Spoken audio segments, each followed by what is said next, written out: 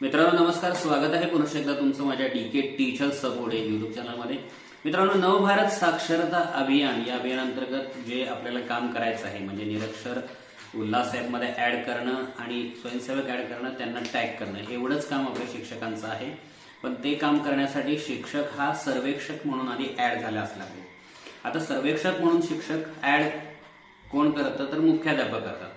मुख्याध्यापकांचा एक login ID आणि password तयार केलेला आहे तालुका लॉगिन किंवा केंद्रप्रमुख लॉगिन, आणि मग मुख्याध्यापकांनी त्या वेबसाईटला, ॲपला नाही बरं का, वेबसाईटला NILP ची वेबसाईट आहे nilp.gov.in या वेबसाईटवर जाऊन मुख्याध्यापकांनी स्वतःचं लॉगिन करायचं आहे, मोबाईल आणि पासवर्ड जो काय आहे तो त्यात टाकून, आणि मग आपल्या शाळेतील शिक्षकांना सर्वेक्षक म्हणून ऍड केलेला करायचा आहे। यापूर्वी बऱ्याच मुख्याध्यापकांनी आपल्या शिक्षकांना ऍड केलेला आहे, त्यांच्या मोबाईलवर ॲप सुद्धा चालू आहे। असं असेल तर त्या शिक्षकांना आपल्या शाळेतील निरक्षर आणि स्वयंसेवकांची माहिती भरता येईल ज्यांचं ॲप चालू आहे त्यांनी। पण समजा जर आता नवीन एखादा शिक्षक सर्वेक्षक म्हणून ऍड करायचा असेल किंवा आता बदल्या झालेल्या मेमध्ये बदल्या झालेला नवीन शिक्षक जर तुमच्या शाळेत आले असेल आणि त्याला जर तुम्हाला सर्वेक्षक म्हणून ऍड करायचं असेल तर आपल्याला मुख्याध्यापक लॉगिन करणं आवश्यक आहे। आता मुख्याध्यापक लॉगिन करत असताना आपल्याला आपला पासवर्ड आणि युजर आयडी जरी माहीत असला तरी यावर्षी त्यामध्ये खूप बदल झालेले आहेत। 2 स्टेप ऑथेंटिकेशन आपल्याला करावं लागणार आहे। त्यासाठी गुगलचं ऑथेंटिकेटर हे ॲप घ्यावं लागणार आहे। त्या ॲपच्या द्वारे तिथं येणारा QR कोड स्कॅन करावा लागणार आहे। QR कोड स्कॅन केल्यानंतर एक ऑथेंटिकेटर कोड तयार होतो जो 20 सेकंदासाठी असतो, तो टाकल्यानंतरच मग तुम्ही लॉगिन होणार आहात। मग ही जर स्टेप तुम्हाला करता आली नाही तर तुम्ही लॉगिनच होणार नाही, आणि जर तुम्ही लॉगिन झाला नाही तर तुमच्या शिक्षकांना सर्वेक्षक म्हणून ऍड करता येणार नाही। आता हा जो प्रॉब्लेम आलेला आहे यावर्षी नवीन, तो थोडासा किचकट केला आहे। ऍक्च्युअली एवढं किचकट करायची काही गरज नव्हती, पण ते केलेलं आहे आणि ते केलेलं असल्यामुळे आपल्याला ते आता समजून घेणं गरजेचं आहे। तर हे ऑथेंटिकेटर ॲपद्वारे कोड कसा स्कॅन करायचा, ऑथेंटिकेटर कोड कसा मिळवायचा, त्यामध्ये कसं टाकून लॉगिन करायचं, हे सगळं आपण आजच्या व्हिडिओमधून पाहणार आहोत। आणि मग तुम्ही सर्वेक्षक ऍड करू शकता, शिक्षक ऍड करू शकता आणि आपलं काम पूर्ण करू शकता। मित्रांनो, एक सांगायचंय जाता ते म्हणजे जर एखाद्या शिक्षकाला तुम्ही ऍड करणार असाल तुमच्या शाळेमध्ये आणि जर तो त्याच्या जुन्या शाळेमध्ये जर तो सर्वेक्षक म्हणून ऍड असेल तर तो तुमच्या शाळेमध्ये ऍड होणार नाही। तर यासाठी काय करायचं, जुन्या शाळेच्या मुख्याध्यापकांनी लॉगिन करून त्याचं जी माहिती आहे ती सगळी तिथून इरेज करायची, म्हणजे ती डिलीट होत नाही, त्या ठिकाणी दुसरी माहिती भरायची आणि मग तो शिक्षकाची माहिती तिथून डिलीट झाल्यावर तुम्ही तुमच्या शाळेत भरू शकता। तर आज आपल्या व्हिडिओमधून आपण महत्त्वाचं काय पाहणार आहोत की 2 स्टेप ऑथेंटिकेशन करायचं कसं, गुगल ऑथेंटिकेटर ॲपद्वारे कोड कसा मिळवायचा आणि लॉगिन कसं करायचं इथंपर्यंत बघणार आहोत। त्याच्यापुढं सर्वेक्षक ऍड कसं करायचं, त्यानंतर उल्हास ॲपमध्ये निरक्षर आणि स्वयंसेवक कसे भरायचे, यासाठीचे मी जे आधी व्हिडिओ बनवले आहेत त्याचाच वापर तुम्ही केला तरी चालतं। फक्त लॉगिन ऑथेंटिकेशन कसं करायचं ते फक्त आपण आजच्या व्हिडिओमध्ये पाहणार आहोत, ते डायरेक्ट कम्प्युटर स्क्रीनवर। चला तर पाहूया। NILP मुख्याध्यापकांचा पासवर्ड रिसेट करण्यासाठी पहिल्यांदा आपण जाऊया गुगल क्रोमवर। गुगल क्रोमवर गेल्यानंतर सर्च विंडोमध्ये आपण टाईप करूया NILP, जे वेबसाईटचा शॉर्ट फॉर्म आहे, तो शब्द टाकून आपण सर्च करूया, एंटर दाबूया। इथं जो पहिला सर्च तुम्हाला दिसतोय NILP पोर्टल, याच्यावरती आपल्याला क्लिक करायचं। इथं क्लिक केल्यानंतर आपल्याला बघा इथं लॉगिनचं विंडो तयार झालेली इथं दिसते तुम्हाला। आता या लॉगिनच्या विंडोमध्ये ज्यांच्याकडे पासवर्ड आहे, मोबाईल नंबर आणि पासवर्ड आणि हा कॅप्चा टाकून लॉगिन करू शकता। लॉगिन केल्यानंतर एक पहिल्यांदा OTP जाईल, OTP टाकल्यानंतर तो QR कोड येईल इथं, जो स्कॅन करायचा आहे आपल्याला। पण बऱ्याच मुख्याध्यापकांकडं पासवर्डसुद्धा नाही, पण त्यामुळं आपण काय करणार आहोत, पासवर्ड रिसेट करण्यापासूनचीच प्रोसेस पाहणार आहोत। जरी पासवर्ड असला तरी पासवर्ड रिसेट करण्याच्याच प्रोसेसपासून आपण पाहणार आहोत। तर इथं बघा हा फॉरगेट पासवर्ड, हा जो शब्द दिसतोय फॉरगॉट पासवर्ड, याच्यावर आपण क्लिक करूया। इथं क्लिक केल्यानंतर ज्या मुख्याध्यापकांचा आपल्याला पासवर्ड रिसेट किंवा फॉरगॉट करायचा आहे त्यांचा मोबाईल नंबर इथं आपण टाकायचा आहे। बघा आता हा मोबाईल नंबर इथं मी टाकतो आणि सेंड लिंकवर क्लिक करायचा आहे। याचा अर्थ काय, पासवर्ड रिसेट करण्याची एक लिंक त्या शिक्षकांना जाणार आहे। आता ती लिंक इथून आपण सेंड लिंकवर क्लिक करणार, त्यांच्या मेसेजमध्ये ही लिंक जाणार आहे। बघा सेंड लिंकवर मी क्लिक करतो। आता reset link has been send to your email address and mobile number, आता मोबाईल नंबरच्या मेसेजमध्ये सुद्धा ती लिंक गेलेली आहे।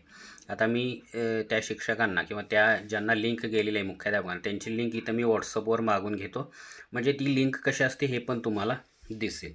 तर बघूया आपण त्या लिंकला काय करूया, लिंक इथं घेऊया आणि लिंकचा काय करूया आपण रिसेट करून बघूया.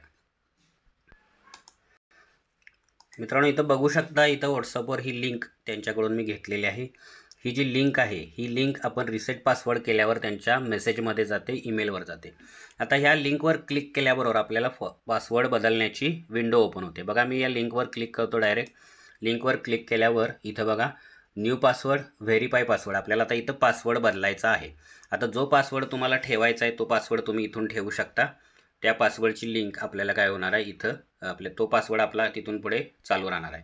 तर आता इथं बघू शकता, मी इथं एक पासवर्ड तयार करतो त्या शाळेसाठी, जेणेकरून आपल्याला तो पासवर्ड पुढे कामासाठी वापरता येईल. ठीक आहे, एकदा तो पासवर्ड टाकायचा पहिल्या विंडोमध्ये आणि तोच पासवर्ड खाली टाकून काय करायचं, व्हेरीफाय एकदा करायचं. बघा, दोन्ही ठिकाणी मी पासवर्ड टाकलेला आहे. आता सेव्ह पासवर्डवर मी क्लिक करतो. तुम्ही दोन्ही पासवर्ड बरोबर झालेत का बघायला हा जो डोळा दिसतो या डोळ्यावर क्लिक करायचं, म्हणजे हा पासवर्ड तुम्हाला दिसेल. तो आता मी तुम्हाला दाखवणार नाही. ठीक आहे, सेव्ह पासवर्डवर मी क्लिक केलेला आहे. आता पासवर्ड सेव्ह झाल्यानंतर आता सेव्ह पासवर्डवर मी क्लिक केलेलं आहे. पासवर्ड सेव्ह सक्सेसफुली आलेलं आहे आणि आपण परत बघा वेलकम टू लॉग इनच्या विंडोला आलेलो आहोत. आता त्या शाळेला लॉग इन करायचं आहे नवीन पासवर्डने आणि आपल्याला लॉग इन करण्यासाठीची आता जी महत्त्वाची प्रोसेस आहे, जी आपण 2 टाईप ऑथेंटिकेशन वगैरे म्हणत होतो, ते आपल्याला इथून आता बघायचं आहे कशा पद्धतीने करायचं आहे ते. ठीक आहे, आता मी परत एकदा मुख्याध्यापकांचा मोबाईल नंबर टाकलेला आहे आणि आता जो पासवर्ड मी नवीन बनवला तो मी इथं टाकत आहे. आता ओके, तो पासवर्ड टाकलेला आहे. आता इथं कॅप्चा टाकतो. हा कॅप्चा थोडासा इथं मी बदलतो, कारण तो एल काय आय आपल्या लक्षात येत नाही, त्यामुळे बदलून घ्यायचं जर आपल्याला कन्फ्यूज असेल तर. ठीक आहे, आता हे अंक अक्षर स्मॉल कॅपिटल हे सगळं टाकलेलं आहे आणि आता लॉग इनवर मी क्लिक करतो. बघा, लॉग इनवर क्लिक केल्यावर एक OTP जाणार आहे आता परत त्या मुख्याध्यापकांना मेसेजमध्ये. हे बघा, हा परत एक OTP त्यांना गेलेला आहे. आता हा OTP सुद्धा घेऊन आपल्याला इथं एंटर कॅप्चा करून व्हेरीफाय OTP करायचा आहे. आता हा OTP टाकल्यानंतर इथं एक QR कोड जनरेट होणार आहे, जो की गुगल ऑथेंटिकेटर ॲपने आपल्याला काय करायचं आहे, हे करायचं आहे, आपल्याला तो स्कॅन करायचा आहे. मग आणखीन एक OTP मिळतो आपल्याला.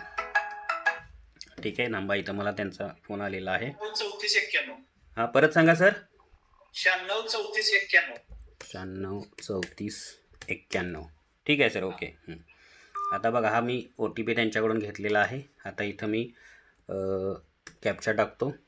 बघा, हा कॅप्चा परत capital P6 small x captcha टाकलेला आहे. आता व्हेरीफाय केल्यानंतर बघा आपल्याला एक इथं QR कोड तयार होणार आहे आणि हा QR कोडच महत्त्वाचं आहे. ही नवीन बदललेली प्रोसेस आहे. बघा, आता इथं ऑथेंटिक करण्यासाठी हा QR कोड तयार झालेला आहे, बघू शकता तुम्ही इथं. आता हा QR कोड स्कॅन करण्यासाठी आपल्या मोबाईलला, दुसऱ्या मोबाईलला बरं का, किंवा तुम्ही लॅपटॉपवर काम करला बरं का, किंवा तुम्ही लॅपटॉपवर काम करत असेल तर तुमच्या मोबाईलवर हे ॲप घ्यायचं आहे. बघा, इथं मी बोट दाखवतो आहे, हे गुगल ऑथेंटिकेटर ॲप आहे. गुगल ऑथेंटिकेटर याचा लोगो आहे. तर हे ॲप तुम्हाला घ्यायचं नाही. ह्या ॲपनं तो लोगो स्कॅन केल्यावर एक आपल्याला टोकन मिळतं. ते टोकन या लाल ह्याच्यामध्ये आपल्याला टाकायचं आहे. तर ठीक आहे, बघा, मी स्कॅन करतो. ह्या ॲपला पहिल्यांदा ओपन करतो. ह्या ॲपला ओपन केल्यानंतर बघा इथं निळी जी पट्टी दिसते त्याचं ॲड कोड आहे किंवा खाली प्लस आहे, त्या प्लसवर क्लिक केलं तरी चालतं. तर ॲड कोडवर मी क्लिक करतो. ॲड कोडवर क्लिक केल्यानंतर 2 ऑप्शन आलेले आहेत, बघा तुम्हाला दिसत आहेत, स्कॅन कोड आणि एंटर सेटअप की. तर स्कॅन कोडवर आपल्याला क्लिक करायचं आहे. आता बघा, हा कोड स्कॅन झाला लगेच आणि वर एक की आलेली आहे बघा, 397 763. तर ही की इथं टाकायची आणि ही की बघा 20 सेकंदच असते. इथं झालेलं आहे बघा ते. तर 397 763 मी फास्ट टाकतो जरा, बहुतेक तिचा वेळ कदाचित संपला पण असेल. संपला वेळ बघा, तरी पण मी व्हेरीफाय करून बघतो. ती व्हेरीफाय झाली नाही. आता दुसरी परत तयार झाली. अशी 20 सेकंदाला परत ह्या कीज इथं तयार होत राहतात. आपल्याला जी बसेल ती आपल्याला टाकावी लागते पटकन. हे बघा, आता मी दुसरी टाकली, हिचं पण वेळ संपत आलं बघा. ते इथं बघू शकता ते घड्याळ फिरायला लागले, हिचा वेळ संपत आलेला आहे. ठीक आहे, परत पण मी टाकलेली आहे. आता व्हेरीफाय करतो. ठीक आहे, आता व्हेरीफाय होतं आहे ते आणि आता बघा हे लॉग इन झालेलं आहे. आता इथं तुम्ही बघू शकता. तर या पद्धतीनं हे 2 टाईप व्हेरिफिकेशन थोडंसं अवघड किचकट प्रोसेस आहे. आता जेव्हा तुम्हाला पासवर्ड रिसेट करावा लागेल किंवा इथून पुढं जेव्हा तुम्हाला लॉग इन करावं लागेल, तेव्हा ही प्रत्येक वेळा इथं बदलणारी जी की आहे ती तुम्हाला टाकावी लागेल तिथं. आता परतच्या वेळी QR कोड तयार होणार नाही, पण डायरेक्ट तो टोकन नंबर, हा टोकन नंबर टाकायची विंडो येणार जेव्हा तुम्ही लॉग इन कराल तेव्हा, पासवर्ड आणि युजर आय डी आणि कॅप्चा टाकून. तर ही 20-20 सेकंदाची, जेव्हा जेव्हा तुम्ही हे ॲप सुरू कराल ती 20-20 सेकंदाची ही की चालूच राहणार. आता बदलेल बघा परत, हे बघा बदलली. 20 सेकंदासाठी हे असते आणि ही की टाकल्याशिवाय आपलं लॉग इन होणार नाही किंवा पासवर्डसुद्धा रिसेट होणार नाही. आता हे मुख्याध्यापकांचं लॉग इन झालेलं आहे आणि आपण मागच्या व्हिडिओमध्ये दाखवल्याप्रमाणे इथं बघा हे ॲड युजर दिसतं. या ॲड युजरवर गेल्यानंतर आपल्याला इथं क्लिक करायचं ॲड युजरवर आणि ज्या शिक्षकांना तुम्ही सर्वेअर म्हणून ॲड करणार आहात त्याचं इथं नाव, mobile number, email I D आणि डेझिग्नेशन म्हणजे शिक्षक, उपशिक्षक जे आहे ते भरायचं, टीचर. आणि इथं सर्वेअर हा ऑप्शन आहे, सर्वेअरवर क्लिक करायचं. त्यानंतर बघा इथं त्या शाळेचा युडायस नंबर टाकायचा ज्या शाळेला तुम्ही भरायचा आहे. तो समजा युडायस नंबर टाकला त्या शाळेचा, ओके, टाकला आणि इथं सर्च केला की त्या शाळेचं नाव वगैरे सगळं खाली येते बघा, आलं बघा. आणि मग सेव्ह करायचं की हा शिक्षक जो आहे तो सर्वेअर म्हणून ॲड होतो. तर महत्त्वाची गोष्ट काय होती की आपल्याला पासवर्ड रिसेट कसा करायचा, तो महत्त्वाचा मुद्दा होता. तो मी तुम्हाला दाखवला. इथं आता लॉग आउट करतो बघा. इथून आपण लॉग इन केलं. लॉग इन केल्यानंतर पहिल्यांदा एक QR कोड तयार झाला. पहिल्यांदा OTP गेला. OTP गेल्यानंतर QR कोड तयार झाला. तो QR कोड आपण गुगल ऑथेंटिकेटरनं स्कॅन केला. एक की मिळाली, ती की टाकून आपण लॉग इन केलं. एवढी सगळी प्रोसेस आपल्याला पहिल्यांदा लॉग इन करताना करावी लागणार आहे. आणि मग कायमस्वरूपी जेव्हा जेव्हा तुम्ही लॉग इन व्हाल तेव्हा तेव्हा ही ऑथेंटिकेटर जो टोकन नंबर आहे जो बदलत राहतो 20 सेकंदाला, तो तुम्हाला टाकावा लागणार आहे. तर ही थोडंसं अतिशय महत्त्वाची माहिती आणि किचकट प्रोसेस पण होती जी तुम्हाला सांगणं गरजेचं होतं, ती मी सांगितलेली आहे. व्हिडिओ कसा वाटला मला नक्की खाली कमेंटमध्ये लिहून कळवा. अजूनही तुम्हाला याबाबत काही शंका वाटत असेल तरीसुद्धा कमेंट करा. आणि सर्वेअर ॲड करणं मुख्याध्यापकांच्या लॉग इननं, तो व्हिडिओ मी तुम्हाला खाली डिस्क्रिप्शनमध्ये देतोयच, जो आधी बनवला आहे. ती प्रोसेस सेमच आहे, त्याच्यात काही बदल झाला नाही. तो सुद्धा तुम्ही पहा आणि तुमच्या शाळेत नवीन आलेले शिक्षक वगैरे असेल तर त्यांना सर्वेअर म्हणून ॲड करा. फक्त प्रॉब्लेम एकच आहे, नवीन आलेला शिक्षक जर जुन्या शाळेमध्ये सर्वेअर म्हणून ॲड असेल तर तो तुमच्या शाळेमध्ये ॲड करताना ॲड होणार नाही. मग त्याचा मोबाईल नंबर दुसरा टाका जर त्याच्याकडे दुसरा नंबर असेल तर, किंवा जुन्या शाळेमध्ये सुद्धा आता लॉग इन केलं तसं लॉग इन करून त्या सर्वेअरच्या माहितीच्या ठिकाणी तिथल्या एखाद्या शिक्षकाची माहिती एडिट करून टाका. मग ते शिक्षक इकडे तुम्हाला जॉईन करता येतील जे तुमच्याकडे आले.